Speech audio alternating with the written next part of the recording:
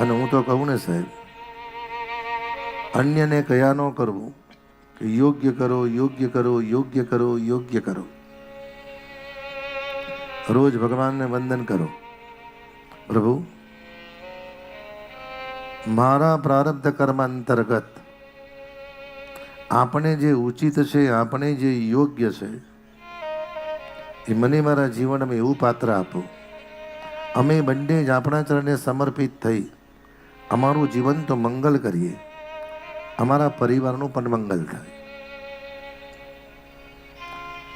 અને લગ્ન પહેલા જો તમે ભગવાનને આવી પ્રાર્થના કરો ને, તો ભગવાનનો સ્વભાવ છે, ઠાકોરજી અવશ્ય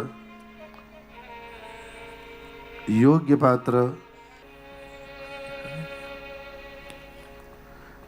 ઠાકોરજી હંમેશા યોગ્ય પાત્ર આપે, આપીને આપે.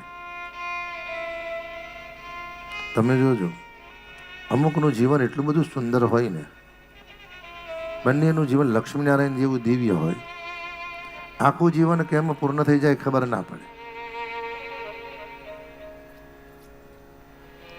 બાકી વાતો તો બધા કરે કે સાથે 7 જન્મ એ મળે. હું તો ઘણી વાર કહું, એક જન્મ અનુભૂતિ થયા પછી છોડો ને મગજ મારી.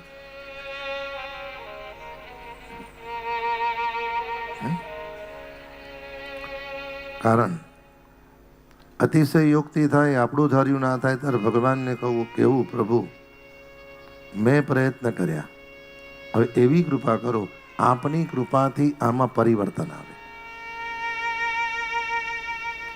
અને 100% સાહેબ